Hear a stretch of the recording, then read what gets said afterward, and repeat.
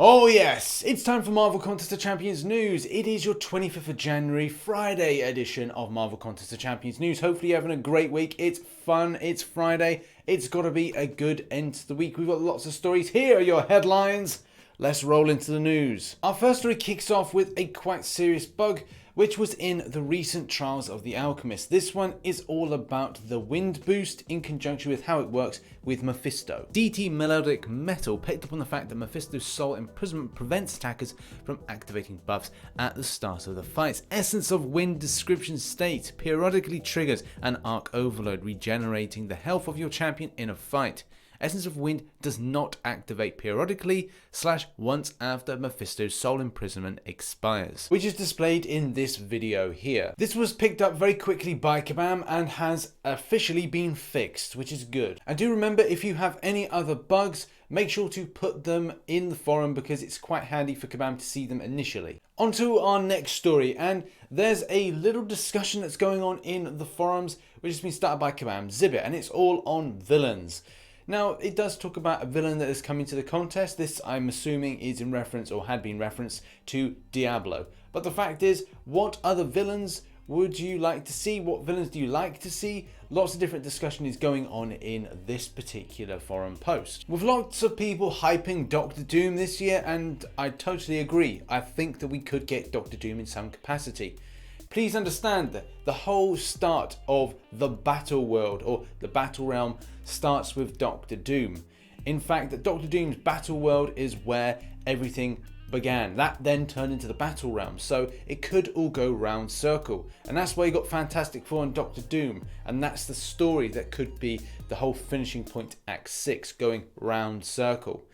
But, you know, that's just speculation on my behalf. Also, shout out to Omni and Antav, who have two of my favourite mutant characters, or favourite villain mutant characters, in the shape and form of Mr. Sinister and Apocalypse. Good effort by Droop2 comes up with Paste Pot Pete, and also Hell Cow and Asbestos Lady. Yes, those are very much obscure Marvel characters.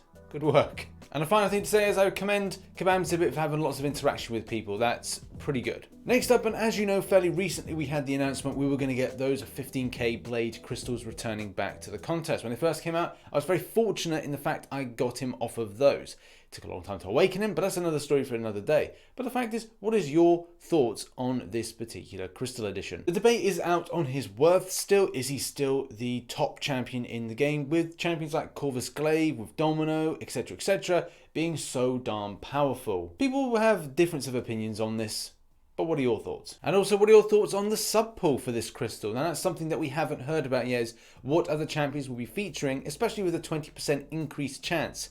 Is it going to be viable for people to save up for this? It will be quite interesting to see what happens on the 22nd of February as to whether or not people are absolutely overjoyed or disappointed, especially if it's in the same edition of champions. So are you likely to get something better or something average? And probably the answer is you'll get an average 5-star champion in that particular crystal pool. Next up, and let's address this Domino nerf thing that's going around. So back last year, and I don't know if it's something that was when the champion was first introduced, that there was indeed an issue with the SP2, or it started becoming an issue with the further updates. The fact is, it looks like for a time, the way that Domino interacted with Lucky and, say, putting in a bleed was tantamount to less damage than we were expecting. We were expecting more damage from that with having that Lucky up.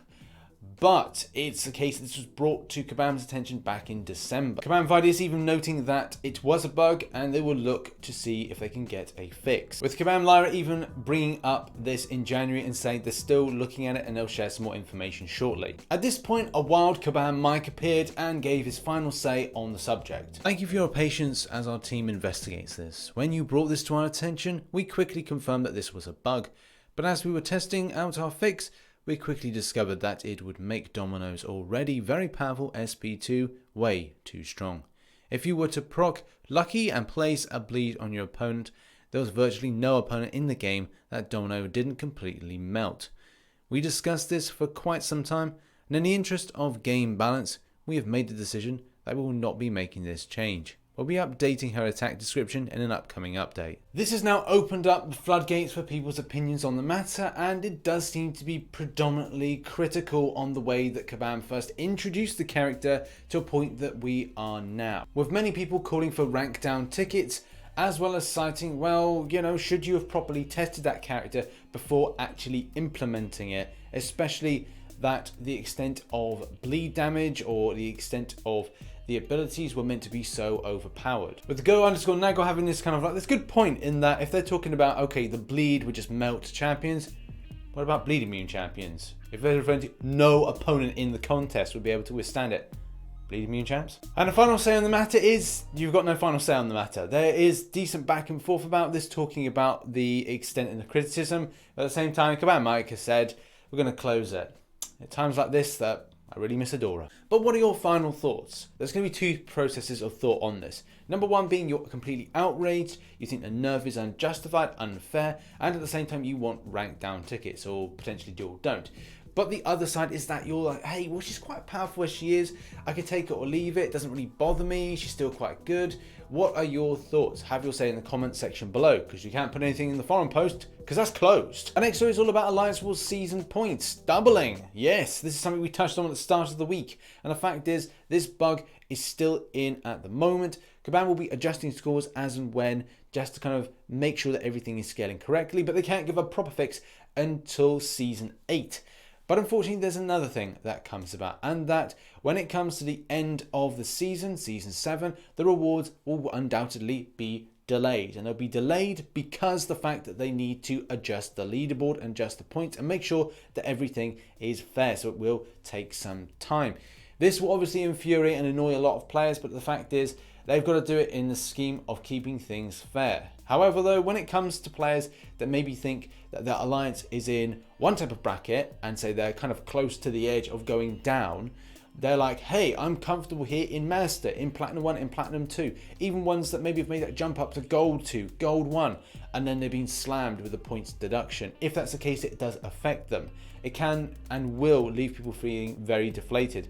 And I suspect a few forum posts towards the end of season 7, kind of close to season 8, to that effect. But in any case, what are your thoughts on this? Are you still a little bit worried, still a bit unsure as the fair side of things creeps in? Have your say in the comment section below. Our next story, and oh no, look at this. This is a shame. I was going to talk about, I know somebody talking about arena bot bans and being honest about it and actually exposing it. Oh, that's a shame. Kabam must have either closed it or deleted the post. Oh yeah, I print screened it. Yes, here it is in all its glory. So what I'm going to do now is I'm going to take away my cam and you can pause the video so you can give it a full read.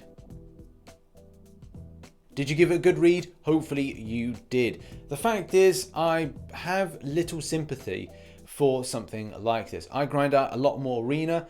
I use a lot of my own time, waste a lot of my own time, and that's something that Kabam needs to address. I'm not saying it's definitely this person's fault, and yes, okay, the ban should stand and all those things, but the fact is the developer needs to properly consider how much more time they're taking up and the progression that it makes for somebody. Would I say I make further progression by doing a lot more arena? No. Do I get units in order to get through difficult content? Yes.